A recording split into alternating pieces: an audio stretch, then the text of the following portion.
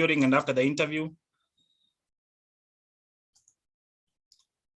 Then the third one is second and third interviews, the common interview questions, then the interview feedback, action points from the interview feedback.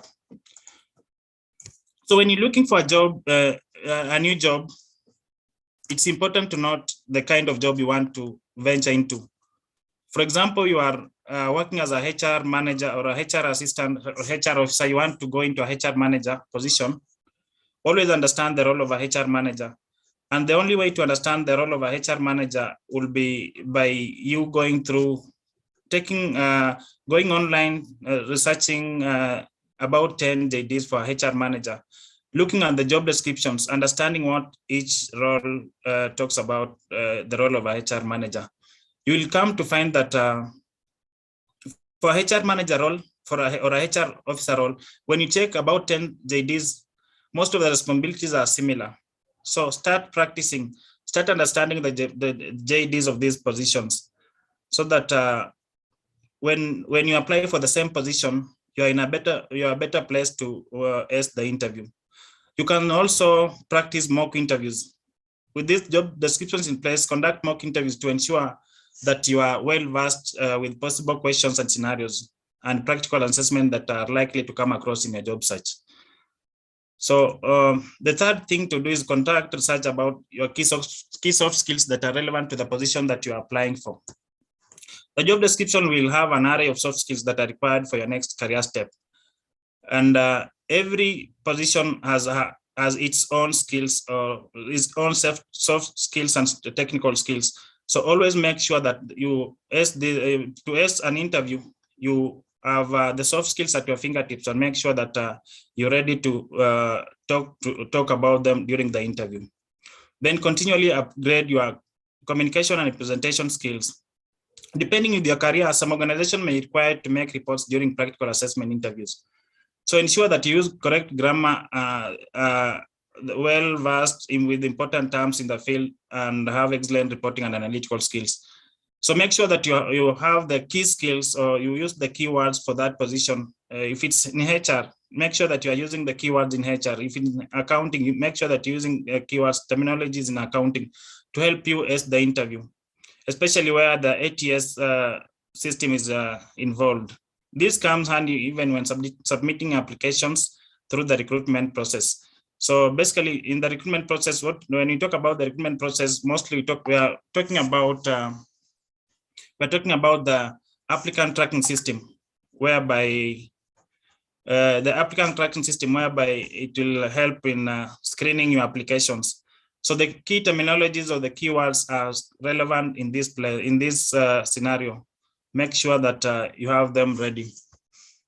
Before an interview, ensure that you have, if it's a virtual interview, make sure that you have a stable internet.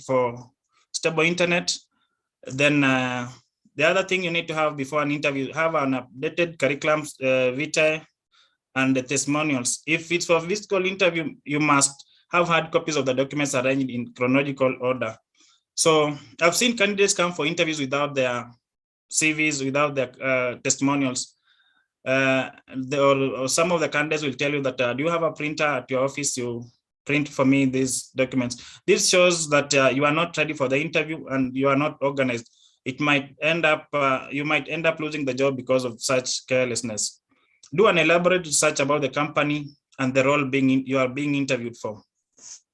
Assuming it's a startup or a company that has been in existence, make sure that you understand the history of the company, or make sure if it's a startup, make sure you also understand more about the company before you go for the interview. If it's a startup, what are you needed to do in this company? So have those at your fingertips, and you will ace the interview. Ask the recruiter to share the job description in advance in cases where the job description has not been shared. Nowadays, I've seen most of the adverts are just shallow. They say we're looking for an accountant for this and this company. Share your CV on this and this email. So when you are called for in an instant where you are such an instant where you are called for an interview, make sure that you ask for the recruiter to share a job description with you so that you can be able to understand what the job entails and what you're going to do in your next role.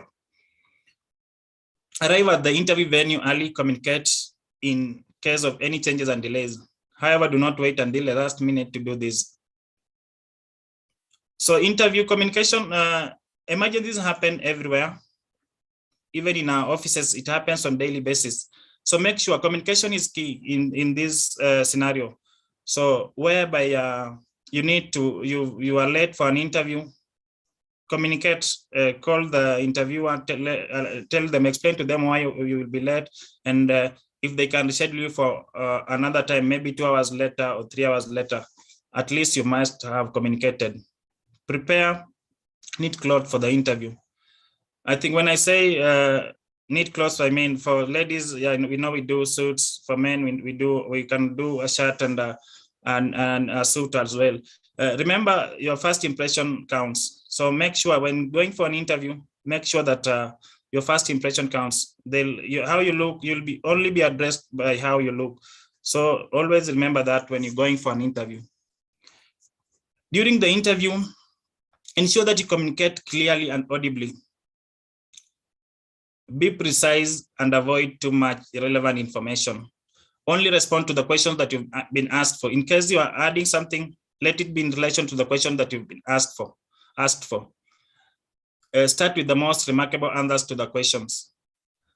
I think when we talk about starting with the most remarkable answers to the questions, we mean by that in every JD or in every role, there are roles that carry more weight than others. The same happens in an interview.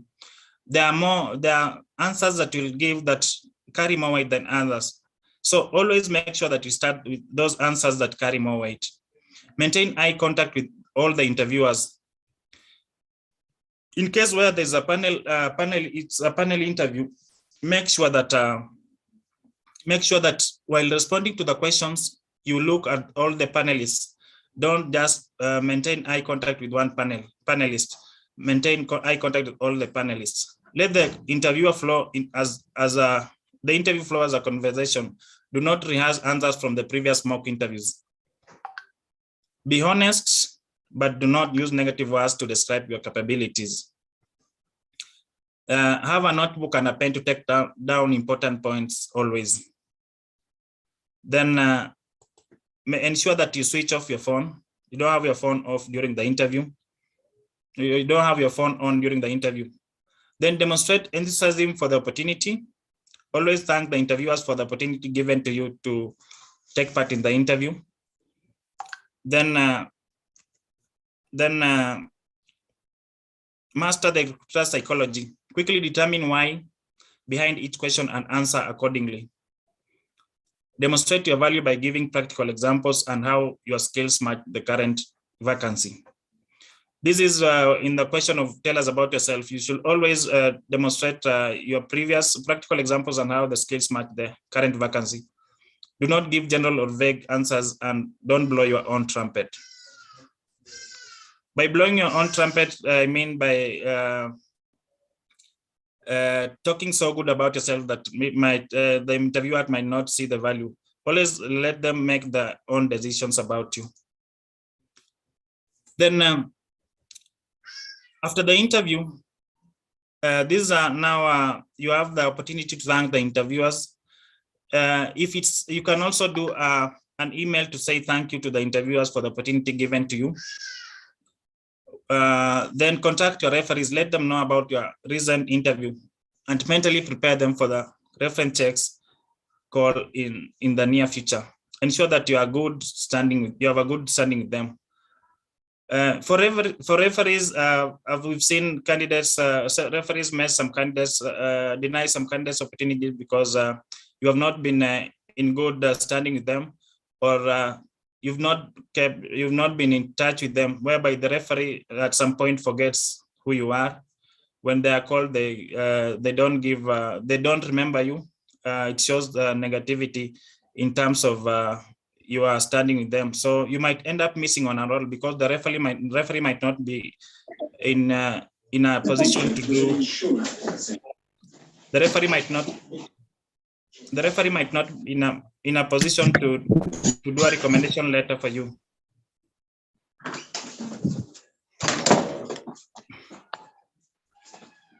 Can others mute, please?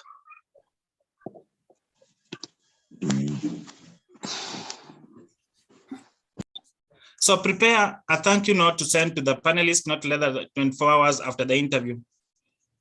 Then highlight that you are interested to learn more about the opportunity in that thank you note. This is the thank you note should be done in an email. Ensure that your phone is on for the next couple of days so as to receive feedback or any other information pertaining your candidacy. You should also be have stable internet and be able to see any incoming emails. Request for interview feedback after the duration they had highlighted in the interview. About requesting for interview feedback, I've seen most candidates have an issue with this, whereby they'll keep on asking that I went for an interview and it's been 2 weeks since I went for the interview. They had promised to get back after 1 week, which elapsed long time ago. So what can I do about it? So most candidates have that fear that they might be penalized or they might be taken wrongly when they ask for feedback. Getting feedback from an interviewer is your right. So make sure that you ask for feedback in case the time that they promise to get back has elapsed. And in case you receive negative feedback, always be thankful as well. Then ask the interviewers on where you went wrong and how you can improve on that in future. So on the common interview questions, the recruiter is assessing your communication skills, negotiation skills, attention to detail, honesty, and organizational fit, how you fit to the organization. Therefore, do not give general answers. Explain your points in a clear and precise manner. Also, watch out for body language. During an interview, make sure that you sit, your back should always be upright. Questions like, why did you leave your previous employer? Avoid mounting about your previous employer or colleagues. What are your long-term goals? Where do you see yourself in the next 5 years? Interview wants how long you'll be in the company. They don't want you telling them about you getting being in another company or owning your company. Why should we hire you? The interviewer wants to know you to demonstrate that you are a cut above the rest and you will be a fit for the organization. What's your salary expectation? Give us a case study of how well you handle change. So the common interview questions, these are some of the common interview questions, but I'm sure that 90% of us who have gone for interviews, we've had the question about tell us about yourself. For the question about tell us about yourself, the interviewer wants to know about you as an individual and how you fit to the organization, how you fit to the role they're hiring for. So tell us about yourself. The interviewer will be interested in knowing you. Then he will not be, the next thing he'll be interested in knowing is your academic qualifications. By talking about academic qualifications, you can talk about your undergrad. If you have a master's, you can talk about it. Then always remember to include your professional qualifications if they're highlighted in the advert. Always remember to include them. So if there's any course as well that you're still doing or still studying, always make sure that you mention it and then talk about maybe the time you're going to complete the same course. For example, you're doing a master's, that will be completed in 2024. Talk about it in that during the interview. Then the other thing the interviewer is interested in knowing is talk about the previous roles and how they align to your current role. So this is where now you need to match your JD.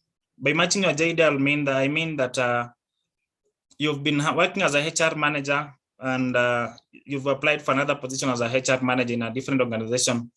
So some of your roles as a HR manager were development and implementation of human resource policies, strategies, policies, and procedures.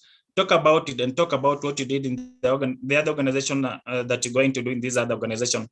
At this point, you can also talk about some of the achievements that you did in the previous organization. Assuming that you set up a HR department in company A, assuming you set up a HR department in company A, make sure that you talk about it during the interview. So that will show your ability maybe to implement changes in this other organization given if you are hired. So the fourth part in tell us about yourself is you talk about your attributes in relation to this job. By talking about attributes, I mean that in every advert, there's this requirements part in an advert. In that requirements part, you will see it asking for someone with analytical skills, leadership skills, people with people management skills. They'll talk about someone with experience in using a specific software. So now this is where when you're talking about attributes in the tell us about your question, yourself question, the last part, make sure now you talk about I'm a good leader of I possess good analytical skills and people management skills, and I've used this and this software, or I possess this and this skill. That is mention a skill that is unique when it comes to this position and has been listed in the JD. Most of these skills, the unique skills will whereby you will see that someone in this and this skill this and this skill is an added advantage, or someone with the experience using the ATS, the applicant tracking system, is an added advantage, or someone with the knowledge of French or German as an added advantage. Make sure now you talk about it when you're talking about tell us about yourself in the last part. So the second question is, where did you leave your employer, your previous employer? In most cases, and I know we'll all agree that we don't leave our employers because of good reasons, 90%. But in an interview, you should always not about mouth your employer. Talk about a reason that will be relevant to the interviewer and relevant to you. When you might badmouth your former employer, it will always show a negative side of you, and an employer might not consider you because you'll do the same. You'll do the same to them when you're going for you're looking for another job. So always make sure that you give a reason. You can give a reason of, I've seen people give reasons about redundancy. I've seen people give reasons about maybe they want maternity leave and or end of contracts. Give reasons that are valid and that will make an employer consider you for the position. What are your long-term goals? When you're talking about where do you see yourself in 5 years, or what are your long-term goals? The interviewer wants to know about how long you'll be in the company, but still you can talk about long-term goals in terms of your career and in terms of your profession. So in terms of your career, you can talk about, for those who are startups, you can talk about if an advert had asked about someone with the CHRP will have an added advantage, you can always integrate that in your response, because you've not done CHRP. And CHRP is an added advantage in this position. You can talk about you've just done your undergrad. I'll say that I have an undergrad in human resource management, planning to do CHRP, then do a master's in human resource management or strategic planning, depending on your career goals or depending on the goals of the company you're going to work for. So always make sure that you talk about it in that direction. Then now you can also talk about professionally, where you can say that career-wise, I want to work with this company I want to work in this company for as long as I will be allowed to work, and make sure that we achieve the long-term business goals for the organization.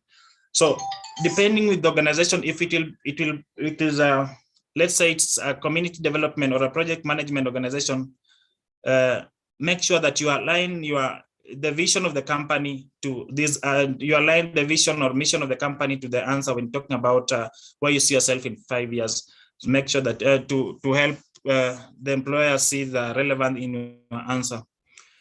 Then about salary expectations, why should you hire you? The interviewer wants to know, to demonstrate your uniqueness for this position, because for a simple role like a HR manager position, you'll receive over 500 applications given a week plus of an advertisement. So through the 500 applications that you receive, being invited for an interview, 20 or 10 of you being invited for an interview means that you are the best among the 500 people that applied for the position. So you still need to prove, out of the 20 or the 10 people that were invited, you're still the best among them. So what makes you unique to these other people? So we always start, we've always received answers, people talking about their experience and skill set, then they stop there. Experience and skill set is a reason why we should hire you, yes. But everybody that has been shortlisted for this interview has that experience and skill set. So what makes you unique for that position? Now, in this position, in this scenario, you can talk about your achievements in the other organization. In case you started the HR department in that organization, or in case the company had issues dealing with the labor cases, where the company is where the company has a union, the company had cases in court dealing with the staff and everything. So when you join the company, you help reduce the cases from maybe 100 to 0, or maybe 50 to 0. Talk about it, because if this is relevant to the company that you are going into, so it will show the recruiter that you are the person they are looking for, because they have issues with court cases with employees in the union. Now you are the person that will bring change on board, and will help the company ensure that they reduce those cases. So make sure that there's something unique that separates you from other interviewees that will make you get this position. For your salary, what is your salary expectation? Salary expectation has been an issue as well. I've been recruiting, and some of the time you call candidates you ask them about the salary expectation, and some are quoting far above what the employer is offering, and it's a bit hard for you to make the decision. So some of the recruiters will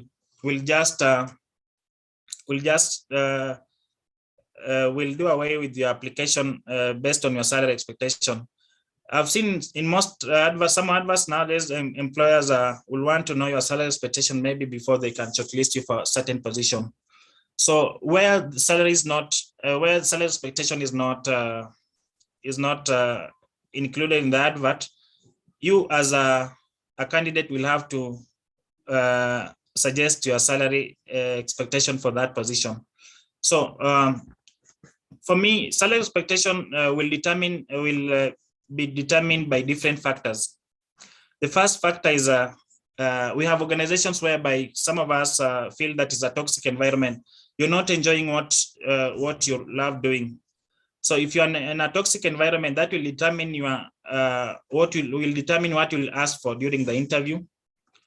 When you are in a different field other than the one you studied for example, you did HR at school, but you've been working as a salesperson.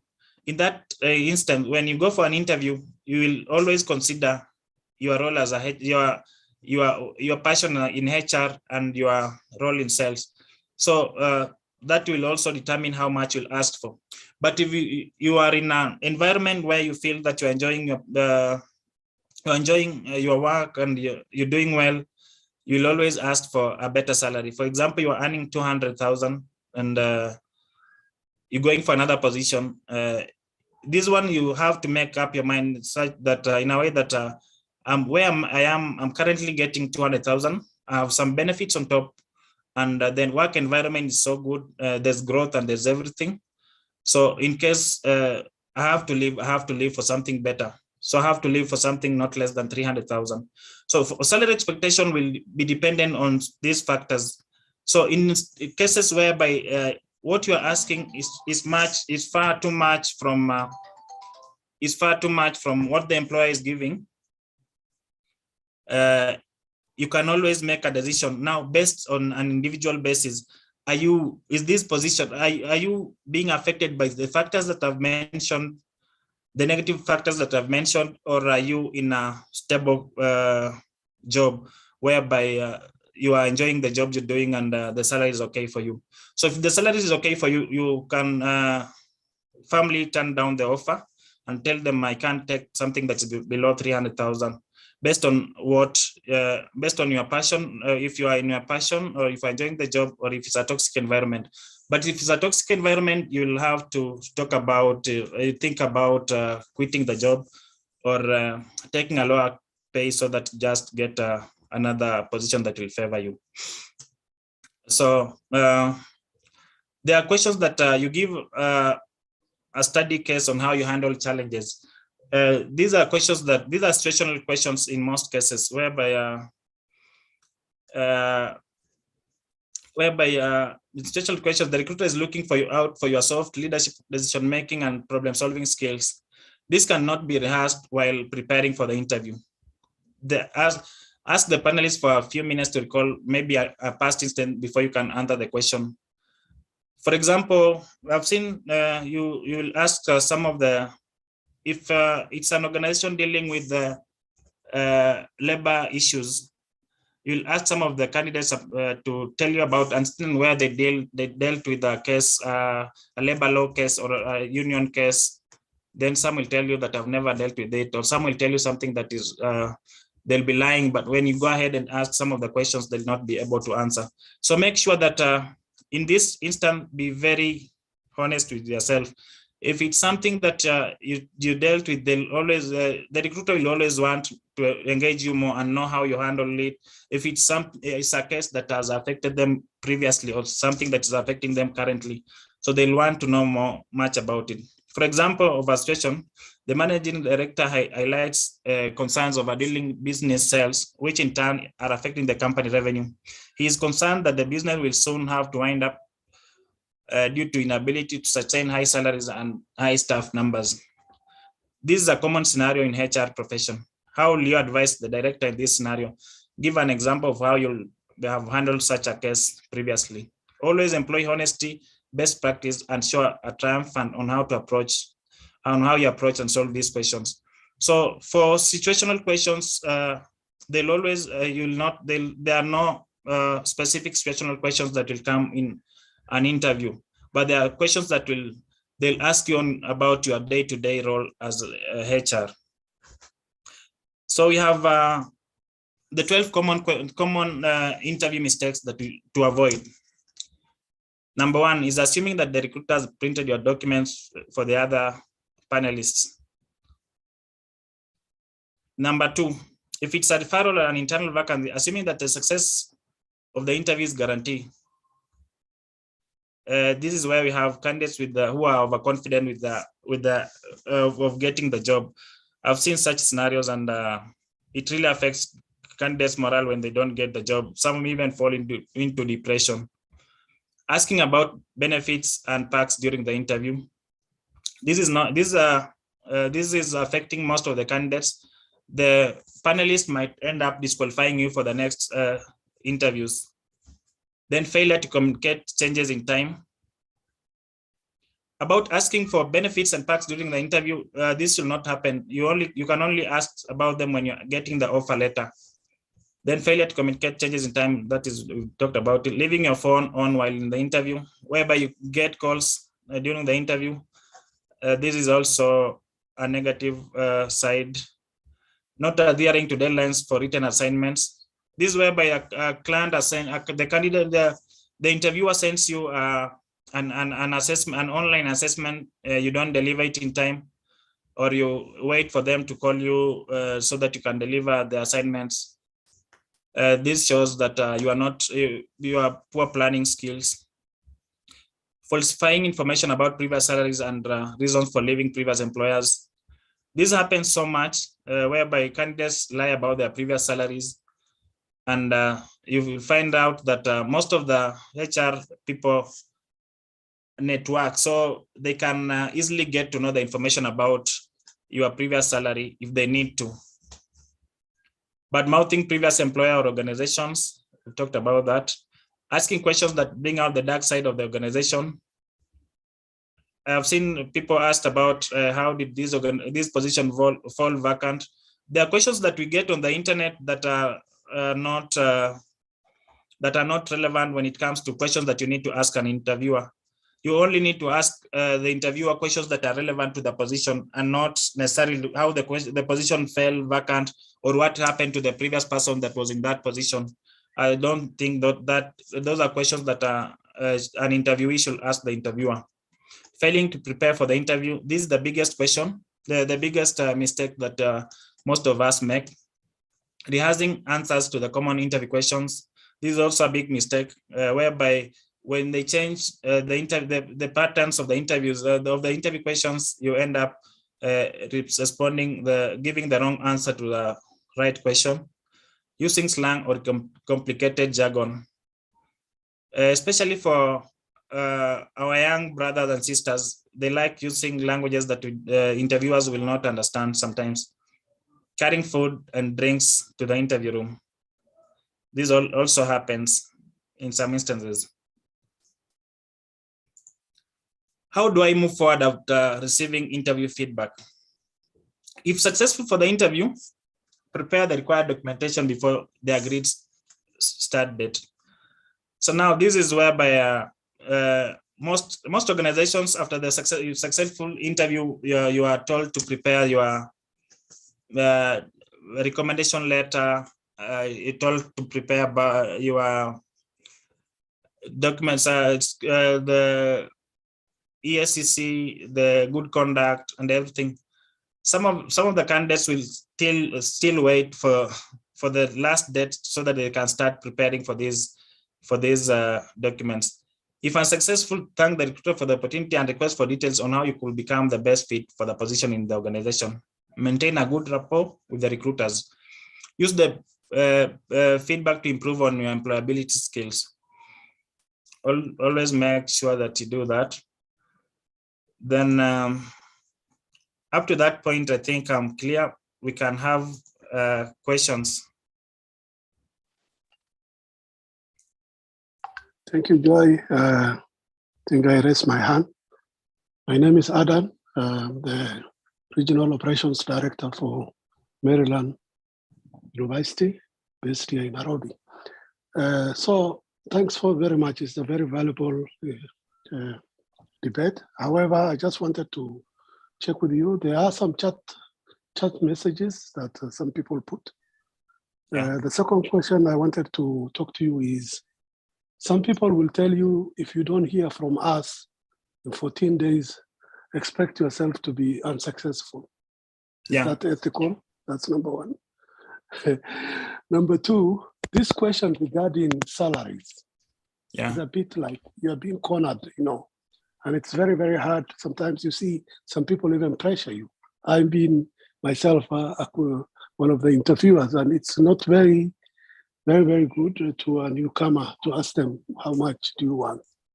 So it's very hard to know this. And number three is also, you find out that these interviews or whatever shortlisting that you are given to, they already have predetermined which candidate to take. There's no sincerity in the first place. And you just end up hearing that someone within the organization was taken because it was first internal. The last question I want to put to you is, sometimes, even you ask them for feedback. I don't know if we have any right as a candidate to ask them, where did I go wrong? Is that ethical to ask them? Thank you. I'll start with the last question. The last question about asking for feedback after you've been given the feedback. It's always good. You can always go ahead and ask the interviewer where you went wrong so that you can improve in the next interviews. Then about salary I've seen, as you've said, most of the HR guys, you corner the candidates so hard to an extent that they must give a specific figure or a specific range. In this scenario, it's always good. Now, as a candidate, I'm talking as a candidate. As a candidate, you have now your reasons for leaving your previous employer. If you have reasons for leaving your previous employer, always put them into consideration as well. Are you leaving company A because it's a toxic environment, or are you leaving company A because it has no growth opportunities, or are you leaving company A because you just want to get a higher salary? So if it's the first one about toxicity, make sure that now you can talk about the salary and be willing maybe to negotiate to fit what they're offering. If it's talking about growth opportunities, you can always now make sure that you also talk about a salary that will be higher than what you're currently earning. So when it's about, when you are comfortable at where you are and you need to move to another organization now, that one you should always make sure that you talk about a higher salary and always defend the reasons for you to defend the reasons as why you are asking for a higher salary than what they are currently offering. Then the second question was about the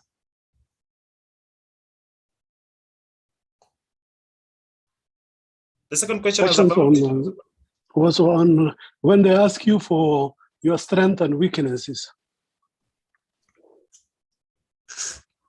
When you're asked about strengths and weaknesses, always, as I've said, any question about any question you're responding to should always be attached to the JD for this position. And when you ask about strengths and weaknesses, always make sure that the strengths you're talking about are in relationship to this position. If it's a position for a HR manager, whereby you will be involved in decision making, most of the time you'll have to make decisions for the company.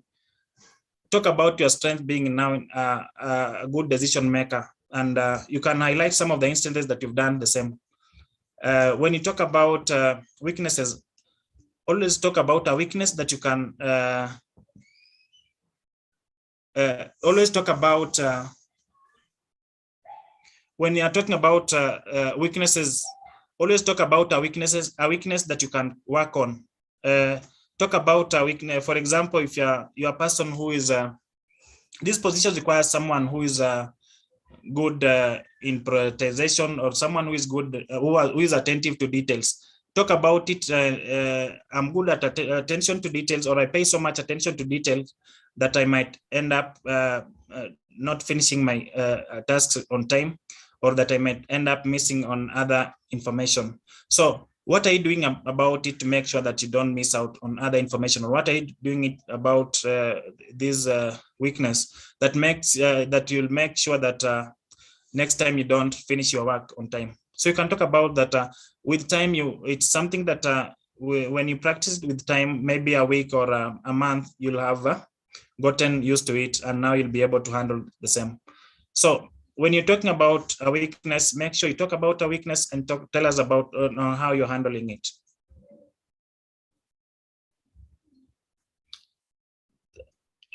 Thank you, Jay. Then there's a question about how do you go about this question? What values are you bringing to us once considered successful? One considered successful. The values you bring to the organization is the same as why should we hire you. So I've talked about values in terms of depending on your position, you are HR manager or you are HR officer. Now there's an organization that where you started a HR department from scratch. Now this value you are bringing to our organization, given an opportunity to work with us, there are things that you can start from scratch and make them successful. So when they talk about values you are bringing to the organization, talk about your achievements that you did in the previous organizations that are relevant to this organization you are going to. So now this is where doing research, enough research about the organization comes in. So you've done enough research about the organization you are going to work for. So when you're talking about the value you bring on board, related to the value you bring on board to the JD that you've been given. So for values you bring on board, talk about the achievements in the previous organization that you can still achieve in this other organization.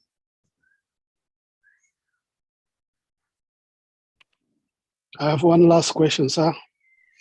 Yeah. So as you said, you don't want to talk about the negativity about your organization. Some organizations are so tricky. They give you this question. They give you this question told that tell us a situation where you disagreed with your supervisor. An example, you know. Yeah. And if you are, that's one of the things I really wanted the team here to hear from you. How do you handle such a situation? Over. Now, basically, these questions, the situation, we call them the situational questions. The situational questions are there to test your integrity, to test your honesty, and to test your, maybe your rapport building skills. So disagreeing with your supervisor doesn't mean that the work should end, or doesn't mean that that is the end of you being in that organization. There are disagreements. Interviewer knows that there are disagreements in every organization. It even happens in our families, but that doesn't end our marriages. So what happens in such a situation? You explain. It's a situational questions. It's a situational question. You explain what happened between you and the supervisor. Assuming you are the HR officer, the supervisor is the HR manager. Maybe the issue was about integrity issue, about bringing someone on board that maybe did not qualify, or a manager who is not in HR wants to bring a relative on board who is not qualified. You as the HR now, you are there to help advise the manager on this issue. So you talk about having advised the manager on the issue. Then after you advise the manager, in the first place, the manager will not be okay with you. The manager will have an issue about that, having declined bring his or her relative on board. But now you tell the do's and don'ts for that. So whereby you have to explain to the manager why you don't want someone who doesn't qualify for that position to work in that position, and talk about how sensitive that position is to the company in terms of the output. How the company depends on that position for that person, where the person is supposed to work in. So always give those reasons, and give the final. In these situational questions, you might give the action that was taken, the action taken to ensure that that decision was not made, or that decision was reached. So when you're responding to the situational questions, make sure that one is always, you give that a priority. Another question, am I clear here up to that point?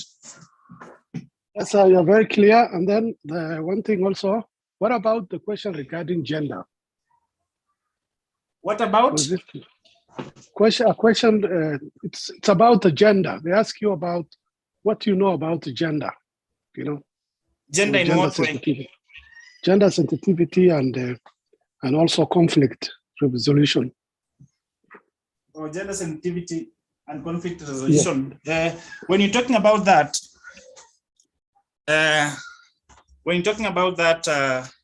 gender sensitivity, now that one you will also, there are some of the, as a HR, you'll mention some of the key policies, the minimum given by the government in terms of gender issues. You can talk about things to do with the third gender role at work. You can also talk about things to do with sexuality, sexual harassment at work. So you can mention some of those things given by the employment, the minimum given by the Employment Act that you know.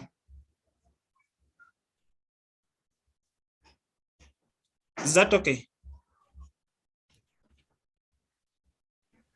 Hello, hi Jay. Good evening. Hello, Stanley. Yeah. Yeah, sorry, thank you. Hello, Stanley. Hello. Yes, I've already raised my hand. I'm Hassan Abdi. Yes, so Hassan, you can go ahead. Yeah, I don't have a question, but I wanted to have an input on the issue of salary expectation that was asked by my colleague. Yeah. I think every organization, unless it is a newly formed organization, yeah, most organizations have a scheme of service or even salary scales. Yeah, sure. They have already established salary scales. So every position is attached to a certain salary scale and it has an entry point. Yeah. So unless the person is coming with the experience, if you are a fresh graduate and you are being asked about your salary expectation, Yeah. then you can just refer to their policy. You can just tell them that as a company, you have a policy, and your policy talks about the salary scale attached to this position that you are being interviewed for. Yeah. So you can just tell them, pay me that, I'm contented with that, instead of talking about so many stories. That you is just true. tell them that as an organization, you have an entry point for these positions. I hope that you have an entry scale for this position, and I am contented with that. Yeah, Mohammed, thanks for that. Where the problem, I think the problem comes in mostly for private companies and SMEs. Yes. Who will want to pay someone based on what he was previously earning and maybe what he's asking for. They don't consider much about the salary scale. Yes. So Dorothy, you have your hand raised. Mine is not a question. Yeah. But it is more of a clarification. From the poster, what I understood, I thought this training was to be about interviewing skills. As HRs, what interviewing skills we need to have when we are interviewing maybe new people in an organization or when we are conducting interviews, not the other way around. For me, when I was asked to train on this, what I'm doing is what I was asked to train on. Unless there was miscommunication. It's clear that what you are doing is right. And it's also open. You are very open to questions on different subjects. That itself is okay. That's a flexibility. The question I also wanted to put to you, Sao, is what are the questions to avoid as an interviewer? An interviewee or an interviewer? Interviewer, yeah. Questions to avoid as an interviewer, as the HR now in an organization? Yes, correct. Yes, sir. Thank you.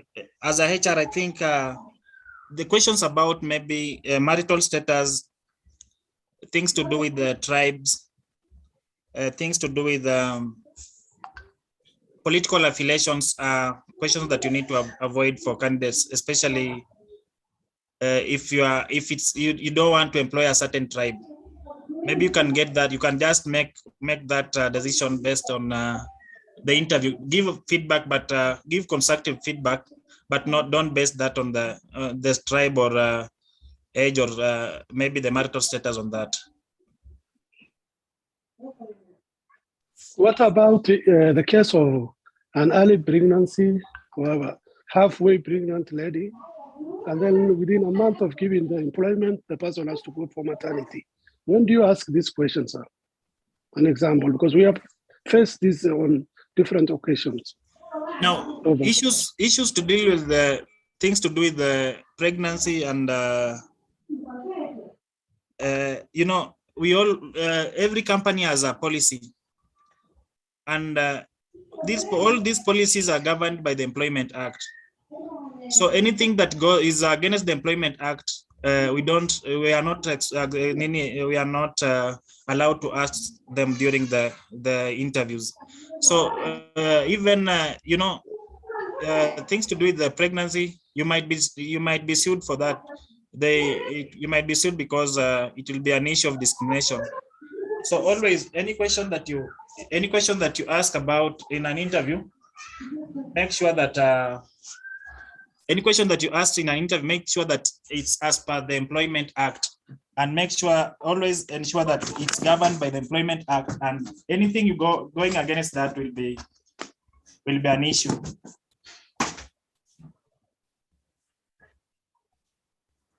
Any other question?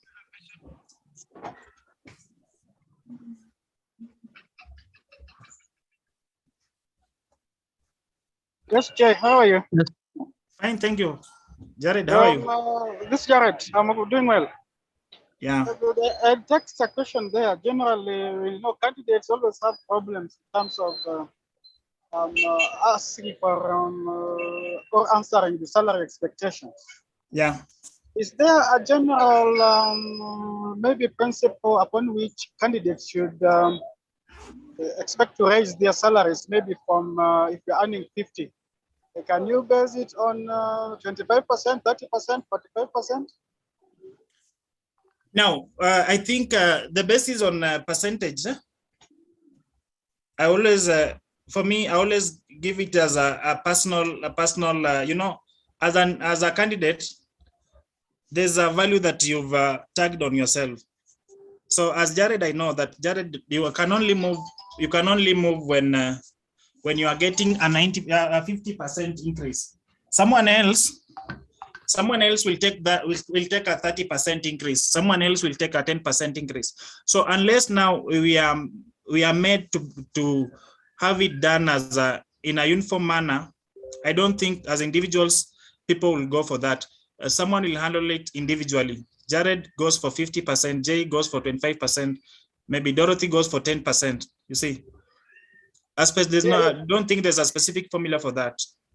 Thank you for that, because quite a number of interviewers or prospective employers, whenever certain candidates mention certain percentage or just figures, then the next question that you'll hear is, why are you overpricing yourself?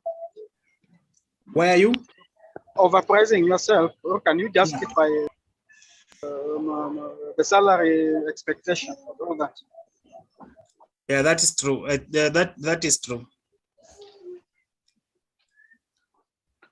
Jared. Okay, thank you. Yes.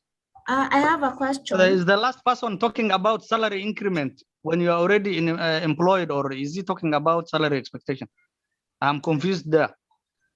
It's salary expectation, whether you are in employment or you are yet to be employed. Yes. It's both scenarios, whether you're already employed. Are you talking about salary increment for your staff, or you're talking about expectation? During an interview. Or during an interview? Yes. Okay. External interview, not internal.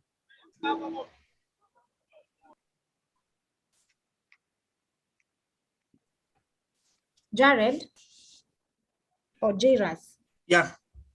Yes, I can hear you. We have one question. Yeah. So in regards to the same salary expectations, but now this is from the side of the HR. Yeah. Let's say we have two candidates, they have the same years of experience, they come to the interview, maybe it's the first and the second candidate, they have scored roughly the same marks. Yeah. But now what differentiates them is that this one person maybe is earning 200,000 from their current company. Yeah. And the other person is earning around maybe 150. So when they are joining our organization, yes, we have a salary scale. They're not coming in as entry employees, as entry-level employees, probably as experienced employees. So but their negotiation powers are different. Yeah. How are we going to make these people feel that in as much as they are joining this organization from different companies, when they join our organization, they are on the same level? How will we level their salaries? Now, as an organization, you have a salary structure for this position. Yes, are they coming in for the same position? They're coming in for the same position, but where they're coming from, they're earning different salaries. Now, because they're coming in for the same position and as an organization, you have the same salary structure, I think they should be on the same pay. Okay. Somebody would not feel that now that maybe maybe your organization is paying 230. Yeah. Probably. So won't one of them feel, because now those are some of the questions we get from our staff. They're saying, oh, you know, I came, me and this person, we have the same qualifications, we have the same years of experience, but how come this person is being paid a higher salary than what I'm currently having? Now, you know, issues with salary is these are confidential matters, and I know, you know, staff should not share these discussions among themselves. Yes, in as much as it's confidential, staff always share, they talk. Yeah. So, and it backfires back to the HR office, But now you have to start explaining to somebody why this person is earning maybe 10,000 more than the other, and they have the same qualifications. So how would you would like to standardize that?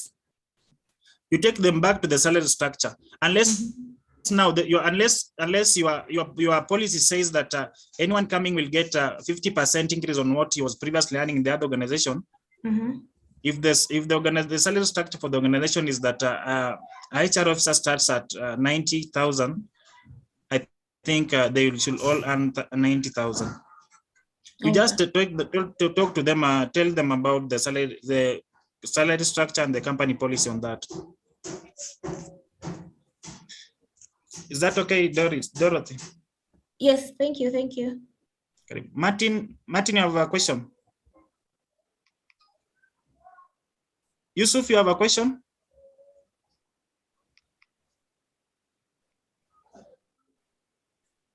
Yusuf, you have a question? Another question? Yeah. Can I put another question? Hello. How do you answer a question regarding pressure and stressful situations? Pressure and stressful situation. If someone asks you, how do you deal with that? You know, in the world of this question, you hear very weird questions coming up from different perspectives. So, and then imagine a newcomer who just started. So do you want to give us a little of understanding on this? Now, issues to deal with pressure and stressful situations. This is basically, you know, we hear it when you are interviewing even entry-level students, entry-level candidates, they'll tell you about ability to handle pressure, ability to deal with stressful situations. Now, for organizations that are asking these such like questions, they basically know that there are questions that there are times that a candidate will have to go outside the normal working, maybe in the normal working hours. They'll have to maybe extend their working hours just to ensure that a task is completed. And in this instances, most of the instances you'll find that they are not being paid maybe and for overtime for this for extra hours spent. So this is an example of working under pressure. You have maybe to ensure that a specific task is completed, but now in assuming that we are supposed to leave at 5, you'll have to leave at 7 to make sure that this task is completed. So there are those people when you are handling, talking about pressure, handling pressure and working in stressful situations, it will also be measuring your ability to work as part of a team, making sure that you are a team player, and some of the projects or some of the tasks need to be completed by your team. So by being part of a team, you'll make sure that you have to go an extra mile. Maybe you have to step in for someone to ensure that his tasks, he completes his task on time, so that you all achieve this as a team member, you all achieve the results as a team. So ability to work under pressure, you can always explain previously on how you handle that. If it's for an entry-level position, you can explain it even previously, maybe at school, while you are at school, or previously if you haven't someone who is just fresh from school, you can explain it maybe you are while you are planning maybe an event, how the logistics and everything issue, how you handle that. You can just give a scenario to show that you are able to handle pressure in any given situation.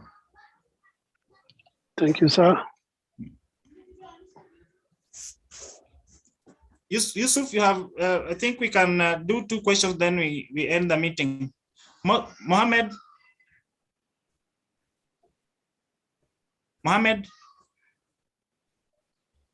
Dorothy, you have another question? No, I don't. Sorry. So, Yusuf, you have a question?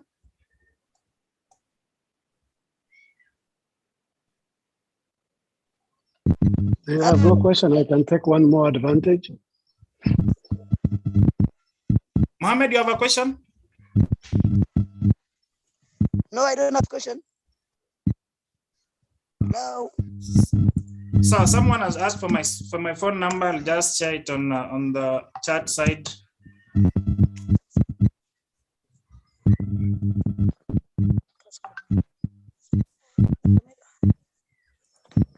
If you don't have questions, maybe now we can. I think we can end the meeting. I have one last one, sir, before you switch off. Yeah, Sawa. And this is for the benefit of everyone. So yeah, sometimes interviewers will ask you, where do you see yourself in 5 years' time? What are the do's and don'ts to say or not to say? Where you see yourself in 5 years? Yes. The interviewer wants to know how long you'll be you'll be in the company, how long you'll be in the company, how long you'll work for them. So not any company wants to recruit today, recruit tomorrow, and recruit the day after tomorrow. So recruitment comes with costs, and a company will want to invest in you so that they can get value for you as well, from you as well. So how long you are going to be in this company? Talk about long-term future, because the company wants most companies will offer things like trainings so that they make sure that they are building you. They are building you to get value from you. So where you see yourself in 5 years, you can talk about it in two ways. You can talk about it academically, furthering your academics, then working as a senior person in that organization. And by working as a senior person in that organization, make sure that you are aligning this to the organizational goals, organizational vision and mission. So as you research about the company's mission and vision, make sure that you understand the vision of that organization. So if the vision of the organization is to make sure, for example, for JCV is making sure people are employable. We as an organization, that is our vision. So more and more people are employable and maybe become a world-class training in any world-class company. So if our mission is that you can talk about, I would love to be here, maybe hold a senior position in this organization and be the part of the strategic team that makes decisions here to make sure that we achieve your mission of making sure more and more people are getting employed, or more and more people are being made employable. So always align that to the long-term goal, align that to the vision and mission of the company. Jairus, I have a comment. It's not a question though. Yeah. About the training, it's been very insightful. I wanted to request. Yeah. Probably if you can plan for a session now. Yeah. For the HRs when we are conducting interviews, in that, there are so many ways we do interviews in a lot of interviews, yes. Yeah. But there are common mistakes we make. Some are like an intentional bias. You're just biased, but you don't know you're really biased. So I think we should also have a session from the HR side of view, so that we know how to conduct interviews better. If you can plan that in your future calendar. So noted. Siad, I think you've noted that as well. Yes, that's true. And also it depends if you guys, the interviewer panel, can have like a 30-minute session, to prepare themselves, to have some kind of control. Because you hear so many of the interviewers normally ask for even a follow-up question. I don't know if that one is acceptable. Yeah, I think for that. Yeah, we'll go ahead, sir. I can talk with the facilitators, and maybe we have that done in the next training. Hello, Mr. J. So can we call it? Can we end the meeting now? There is someone talking. Mohammed, you have a question? The last question. Yes, I have a question. Yeah. My name is Mohammed Idris from Garissa County. I'm currently in India for medical. Yeah. Yeah, there's these questions for special needs of the candidate interviewers normally. Sometimes is it important to ask that question if a candidate have a special needs? Special needs in what terms? Maybe you can elaborate further.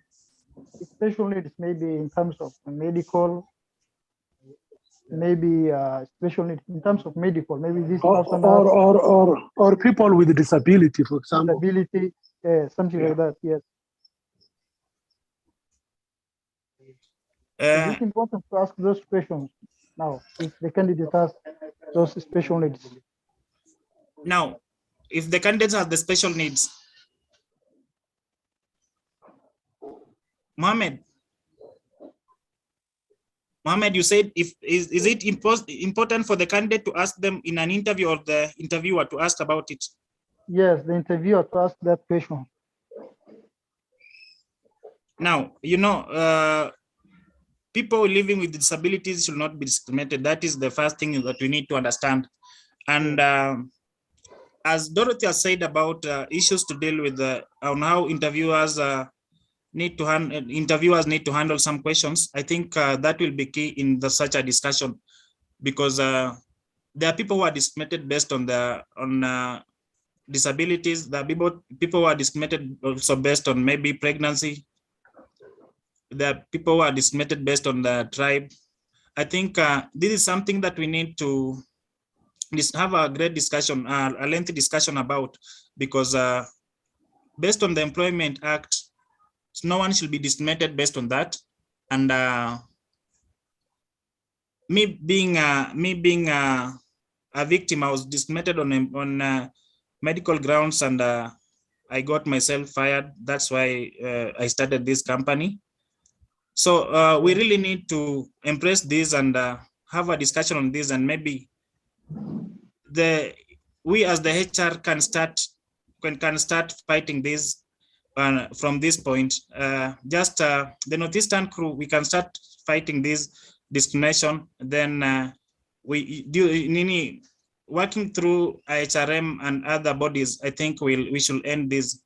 It always starts with the HRs, and as HRs, that is where the problem is. So I think we need another discussion to talk about the discrimination and everything in our next session. Okay, thank you. Thank you very much. Karibu.